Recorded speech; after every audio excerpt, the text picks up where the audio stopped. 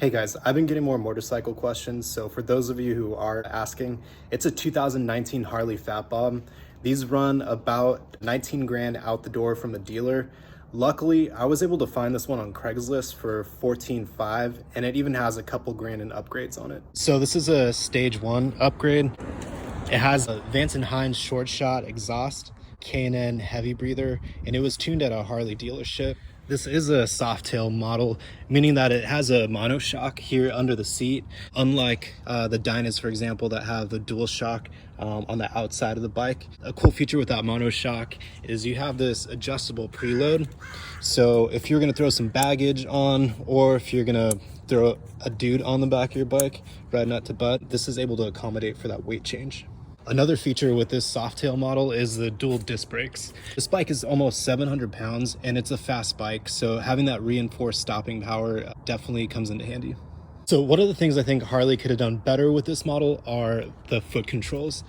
They are forward controls, and with a bike that's built this aggressively, built to go fast, to me it makes more sense to have mid controls, more of like a MX style, that are positioned more at the center. There is a decent amount of clearance on the ground for a Harley. You're able to lean this over more in corners, and you'd be able to better utilize that if there were mid controls on this bike. Also, this still does have a belt drive on it. So along with swapping out to mid controls, I will be swapping to a chain drive. Just one of a few upgrades I'm going to be adding. Eventually the goal is to be able to get this thing up on one wheel. There should just be a couple more changes I need to do to get there. A few people have reached out asking about doing a seat stand on the bike. For the record, I am a total wannabe biker. I am not a stunt biker. That's something I've been wanting to try out for a long time. Ever since I saw it, I thought it was really cool, wanted to give it a shot. Definitely, if you have a background in skating or wakeboarding or surfing, that'll help you out. I really don't recommend you doing it anywhere other than like an abandoned parking lot, somewhere where you don't have to worry about traffic or people being in your way. I like to get the bike up to 40 miles an hour, knock it down into neutral, and plant both feet on the seat at the same time. When it feels stable, then I take my hands off the bars and then stand. I won't be going over all the upgrades in this video, but last on this one is the Harley Davidson custom heated grips. I've never actually owned a bike with heated grips before.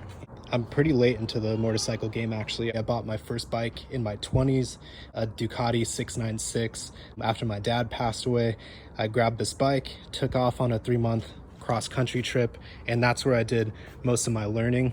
I took that cross-country from Los Angeles to New York City and back, and I had to pass through multiple mountain passes where it was snowing. And one of the things that I came up against was not being able to feel my hands or my fingers. It got to the point where I had to pull over at an REI and buy snowboarding gloves. So I'm looking forward to testing these out on my way back to Seattle and not having to suffer through that again.